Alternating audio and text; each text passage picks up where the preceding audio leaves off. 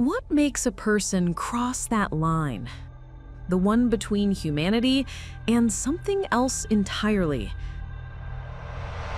Is it a hunger for power, a wound that never heals, or just a void whispering for chaos? What pushes someone past that human edge of reason, a reason to take lives with their own hands, leaving nothing but questions and a bereft family to mourn the loss? In Austin, Texas, between 2019 and 2023, a man moved through the city like a phantom.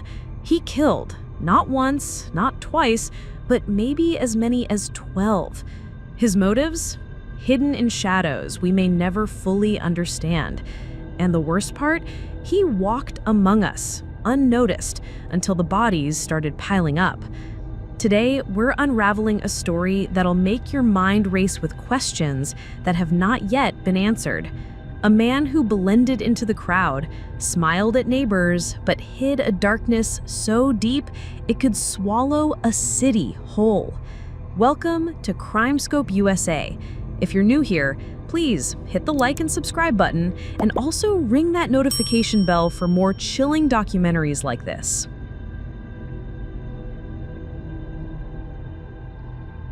Austin, Texas has this charm: live music, food trucks, a city where strangers feel like friends.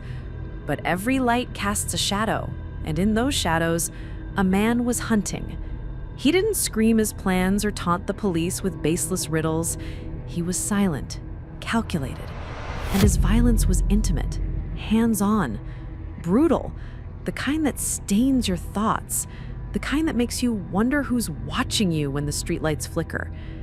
In May 2019, East Austin, Tillery Street. Gloria Lofton, 65, lived in a modest one-story house, her porch adorned with potted plants.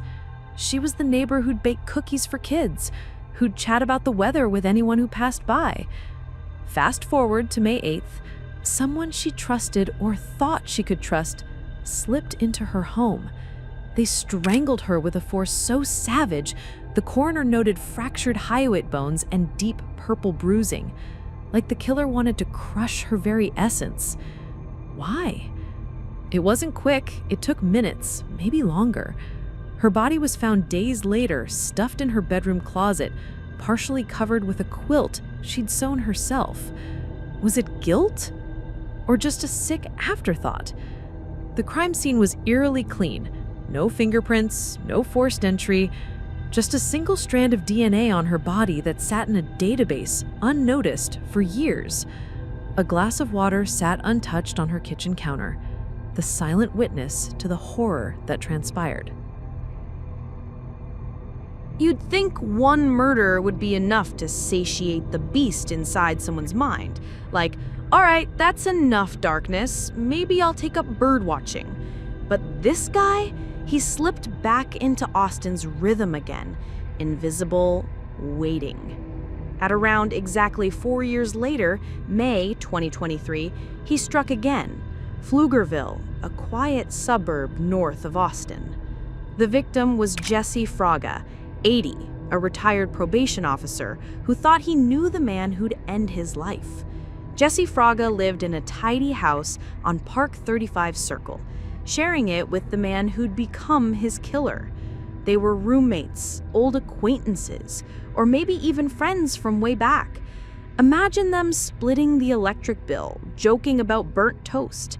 Real Hallmark moment, right? Until May 9th, 2023, when that house turned into a slaughterhouse. Jesse was stabbed repeatedly, chest, arms, throat, at least 13 wounds, some so deep they hit bone. Blood sprayed the living room walls, pooled on the hardwood floor.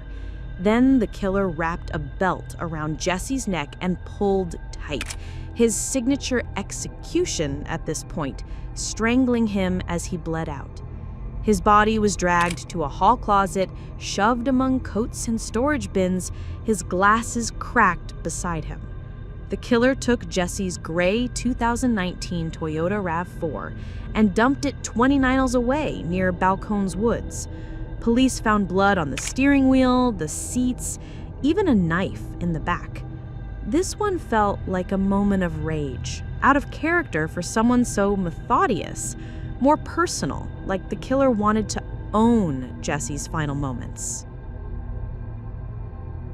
Now, here's where it gets strange. The killer didn't bolt to another state or hide in some dive bar. On the 24th, 5 days later, he picked up his phone and dialed the Austin Police Department. "My name is Raul Meza, and I think you're looking for me," he said. For 14 minutes, he spoke to Detective Patrick Reed, calm as a summer breeze, confessing to Jesse Fraga's murder and dropping hints about another killing years earlier. He knew details only the killer could: where the belt was, how the truck was parked. And 3 days later, on May 27, he walked into APD headquarters, hands in his pockets, like he was there to pay a parking ticket. His name was Raul Meza Jr., and this wasn't his first confession. Let's rewind to 1982.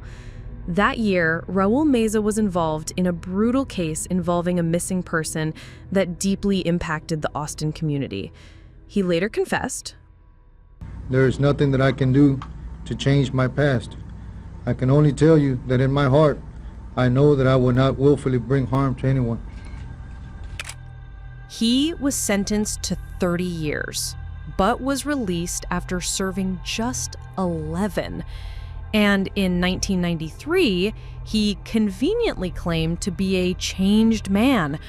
But that wasn't the truth, and Austin would come to know it.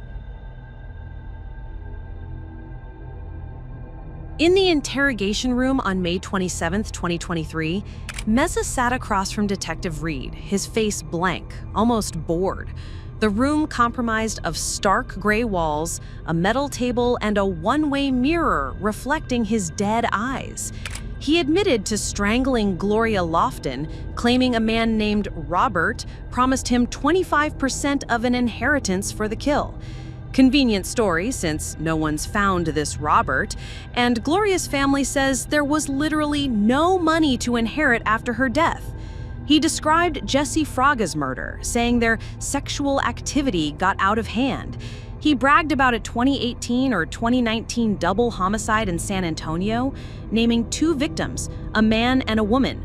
But police haven't matched any cases to his story yet, indicating their bodies are still not found. Then he leaned back through all of this, smirking, saying he was ready to kill again and looking forward to it. Detective Reed later told reporters Meza's calm was chilling, almost like he was discussing the weather. What kind of person confesses like that? Police arrested Meza on May 29, 2023, at a bus stop near Palmer Lane and North Lamar. He was riding a bicycle, a black backpack slung over his shoulder. Inside, zip ties, duct tape, a flashlight, a .22 caliber pistol with extra ammo, and a condom, proving he was indeed on the prowl for an unsuspecting victim and ready to kill again. Officers cuffed him without a struggle, but his eyes never left them, cold and unblinking. News crews swarmed, and by evening, Austin was buzzing with fear. Was this the serial killer they'd missed for years? The media went into overdrive. kXAN called Meza a serial killer suspect, linking him to 8 to 12 cold cases across Austin, San Antonio, and beyond. The Austin American-Statesman dug into a 2018 Austin homicide, a woman found strangled in her apartment, wondering if Meza's DNA would match. Others pointed to a 2022 Pflugerville murder, a man found in a ditch, his windpipe crushed. Reporters speculated about Meza's San Antonio claims, with one outlet suggesting he was taunting the police with half-truths. Then a new lead. DNA from Gloria Lofton's body matched Meza's in June 2020, but a detective overlooked the email alert. Jesse Fraga's nephew, Micah Moda, told Fox 7 it was a systemic failure. Gloria's daughters, Sonia Houston and Christina Foltz, found a cryptic note in Gloria's house, giving Meza authority over something vague. Maybe a property deal. Maybe a lie. They're convinced someone else was pulling strings. Maybe a relative or an accomplice. On September 24, 2024, last year, Meza faced Judge Julie Kokorek in Travis County's 390th District Court. He pleaded guilty to capital murder with intent to commit sexual assault for Gloria Lofton's death and murder for Jesse Fraga's. 2 life sentences, 1 without parole. The courtroom was packed. Families, reporters, even a few true crime buffs. Gloria's daughters, Sonia and Christina, stared daggers as they spoke. Kendra Page's siblings, now adults, recounted their sister's stolen childhood, their voices breaking. Jess's nephew, Micah, called Meza a plague. When Kokorek asked if he felt remorse, Meza shrugged. What's the point? They won't accept it. Someone in the gallery muttered amen when Kokorek said Meza would die in prison. The families wanted death row, but the DA's plea deal ensured he'd never walk free. Outside, reporters swarmed, with one asking Sonia if she believed Meza acted alone. No, there's more to this, she said. The story didn't end with the gavel. News outlets kept digging, with KVUE reporting that Austin PD's cold case unit was working overtime, testing Meza's DNA against a dozen unsolved murders from 1993 to 2023. A 2019 article resurfaced, linking Meza to a parole violation in 1994. He'd been caught with a rifle, but charges were dropped. Another swing and a miss. Gloria's daughters are still pushing for answers, convinced the Robert Meza mentioned is real, maybe a relative who knew Gloria. They've hired a private investigator to chase the note's origin.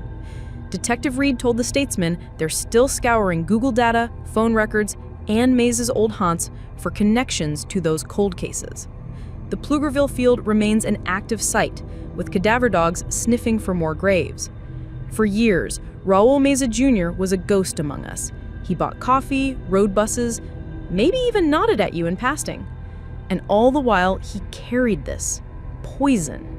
How many others are out there, hiding in plain sight, their darkness waiting for a spark? How many graves are still undiscovered, their stories untold? Makes you wonder who's standing just out of sight, watching you when you're not paying attention. If this story gave you chills, please do well to smash that like button and subscribe for more true crime that'll haunt your very thoughts. Drop a comment also. What do you think was behind Raul Meza Jr.'s killings? Money? Madness? Or something we'll never understand? Check out our playlist for more cases that'll make you sleep with the lights on.